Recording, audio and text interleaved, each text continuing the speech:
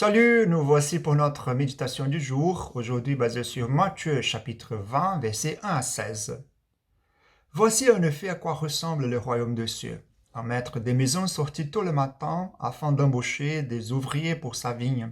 Il s'est mis d'accord avec eux sur le salaire à leur payer, 1 pièce d'argent par jour, et les envoya dans sa vigne. Il sortit de nouveau à 9 heures du matin et en vit d'autres qui se tenaient sur la place sans rien faire. Il leur dit: Allez vous aussi travailler dans ma vigne, et je vous donnerai un juste salaire.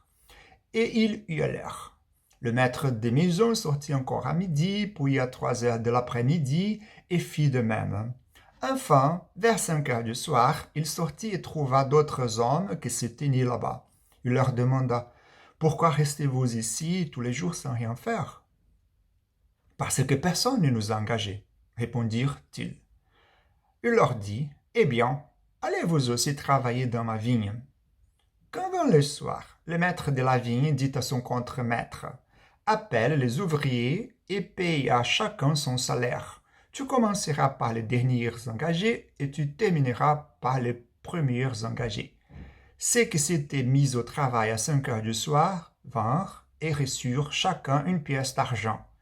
Quand ce fut le tour des premiers embauchés, ils pensèrent qu'ils recevraient plus. Mais on leur remit aussi à chacun 1 pièce d'argent. En la recevant, ils critiquaient le maître et disaient: Ces ouvriers engagés en dernier n'ont travaillé qu'1 heure et tu les as payés comme nous qui avons supporté la fatigue d'une journée entière de travail sous un soleil brûlant. Mais le maître répondit à l'un d'eux: Mon ami, je ne te cause aucun tort.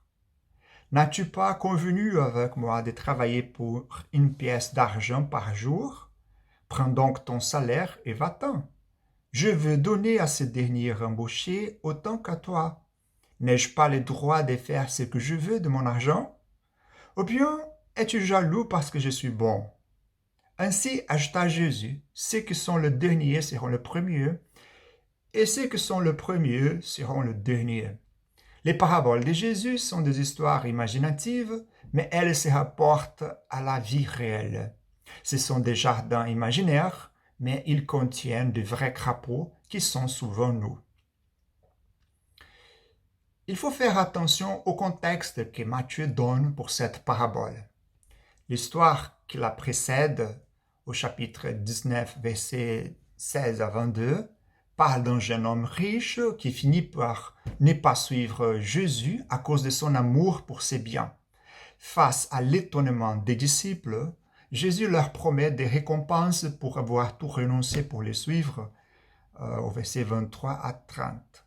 Cette promesse que les disciples seront assis sur 12 trônes consomme tellement les pensées des disciples que peu de temps après, la mère de Jacques et de Jean demande à Jésus que ses fils s'assoient proches de Jésus en son règne, au chapitre 20, versets 20 à 28. Ce contexte nous montre que la parabole frappe droit dans nos cœurs, à la double question de l'autofélicitation et de l'envie.